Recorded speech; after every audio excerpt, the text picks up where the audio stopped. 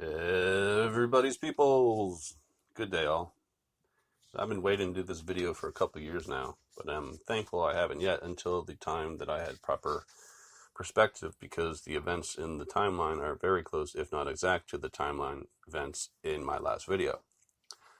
What I am talking about here is IPEC 02. And we start off what looks like a concentration camp.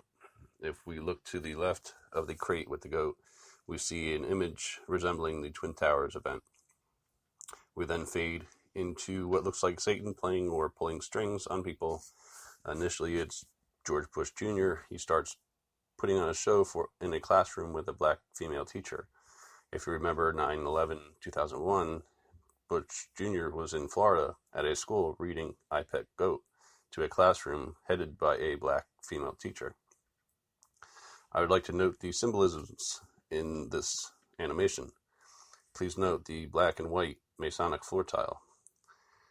Everything in this flick associated with a pyramid or a six-pointed star is a self-admitting, fingerprinted, controlled event of the Illuminati or their creators, the Jesuits. On the wall behind Junior, we see a map with snowflakes under it starting from the left side. There are black dots on the map where we had tragedies or natural disasters. The snowflakes under it have six-pointed stars. The six-point star is not the Star of David. David biblically never had a star. This is the star of Moloch, who people would burn their children in the fire to the sun god Moloch. Starting down the chalkboard from the right, we see a hangman game with what we think would be the word evolution. However, evolution could not be the word because evolution has two O's, but only one is scored. To the right of Junior, we see what looks like to be a shark.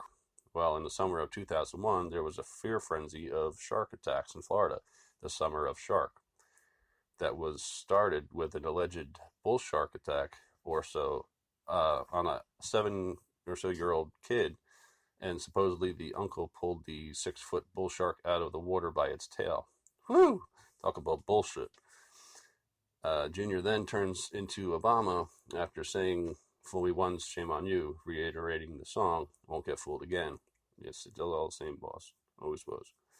To the left of Obama is what could be a church on fire. There just so happened to be a slew of churches on fire in the South during Obama's term, 2014-2015. We pan to the class and see a girl in a white dress with an apple. She is surrounded by 12 figures, which suggest the 12 months. There is barbed wire weaving through the figures. The first figure on the left has a yin-yang suggesting the start of the year. The third one from the left is suggestive of Trump with the hair and Illuminati hand positioning. Trump declared a national state of emergency and gave away the keys to FEMA on March 13, 2020, dismantling this Constitution. The girl is sitting in what signifies as a protective circle and holds a suggested poisoned apple. She rejects the apple back to Obama.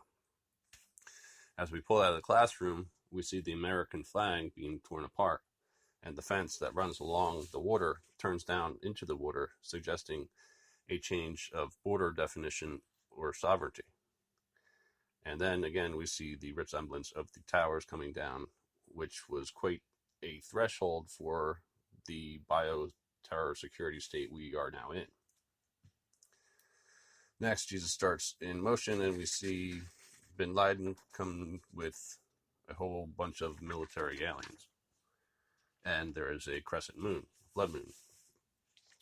If we skip ahead to the kid with the monitor coming from his head, you can see paraphernalia around him, and he's just in a trance because of all the constant blasting him with news the monitor is doing.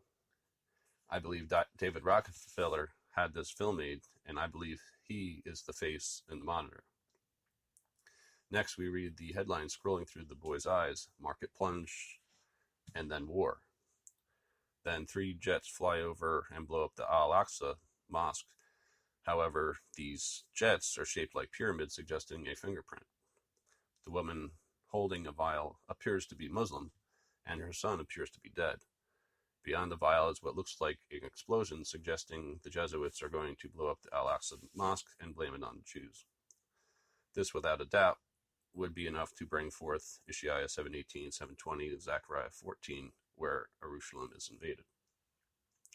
The next important event, as Jesus, who seems to be sleeping as he drifts down what is suggested to be the river Styx, is fire comes down from heaven.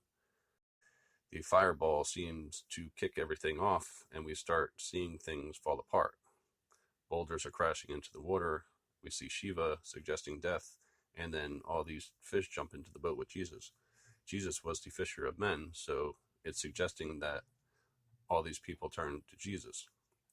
The thing with Jesus is that he's still affixed to the pedestal, and with the pyramids on him, suggests that he is a controlled creation. Then God reaches down towards a tower. We see it as a Christian tower, very sexual, but as I explained in my last video, it's symbolic of Nimrod's member. There's an old woman in the tower. The woman is Israel. You can see a flashing heart suggesting she is a prostitute and goes after other gods. She scurries back against the wall, puts her right hand to heaven, and then loses her virginity. This would be suggestive of God taking Israel back. Now things really start falling apart. We see the dead, and Jesus is like, I'm out of here. The Muslim boy has a white robe suggesting the resurrection. Jesus finally comes out of death's door and gains consciousness. However, he is still affixed. The church crumbles behind him, and he focuses on what is coming. Fireballs destroy things, and then Jesus stops progressing and still can do nothing. You think about how many billions of people went through life trying to do the right thing, but will actually get penalized because everything they were doing was all based on a lie. Thanks for listening. God bless. Have a great day and get to know Hashem while there's still a little time. See ya. Aqsa, boom.